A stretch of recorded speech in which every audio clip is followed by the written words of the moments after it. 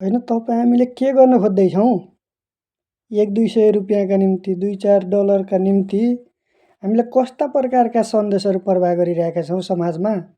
सामाजिक सञ्जालहरूको माध्यमबाट मनोरञ्जनताका नाममा ती अश्लील प्रकारका, ती अनावश्यक प्रकारका, ती गलत सन्देश जाने प्रकारका, ती समाजलाई, ती सामाजिक सम्बन्धहरूलाई, परिवारहरूलाई एउटा नकारात्मक दिशातर्फ डोर्याउने प्रकारका ती सन्देशहरू प्रवाह भइरहेका छन्। हामीले कस्तो प्रकारको मनोरञ्जन दिइरहेका छौँ, लिइरहेका छौँ? कुन प्रकारको सन्देश प्रवाह गरिरहेका छौँ?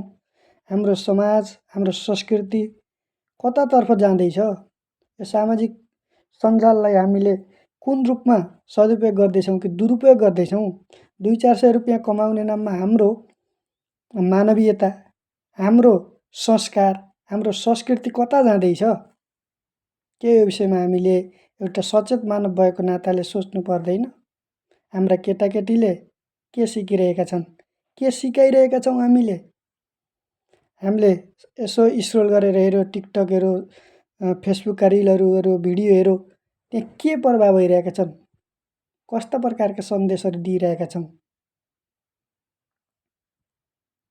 हाम्रो यो कथित मनोरञ्जनताको नाममा हामीले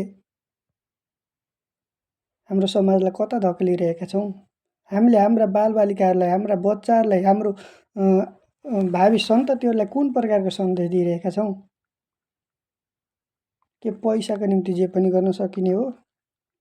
के मनोरञ्जनको अर्थ जसरी पनि मनोरञ्जन दिलाउने एउटा मनोरञ्जनको नाम मनोरञ्जन मात्र हो?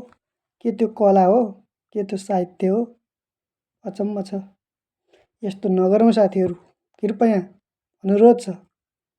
सकारात्मक सन्देशहरू प्रवाह गरौँ।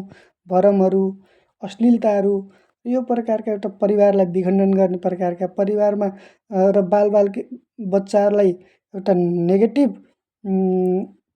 चेतनाको विकास हुने प्रकारका सन्देशहरू प्रवाह नगरौँ साथीहरू, अनुरोध छ।